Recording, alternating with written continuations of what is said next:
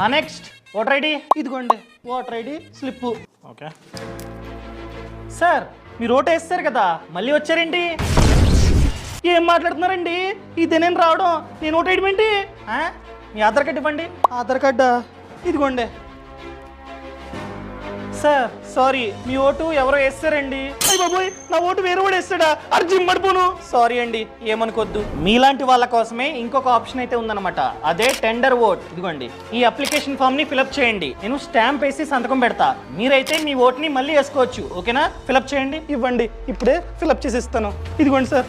Thank you.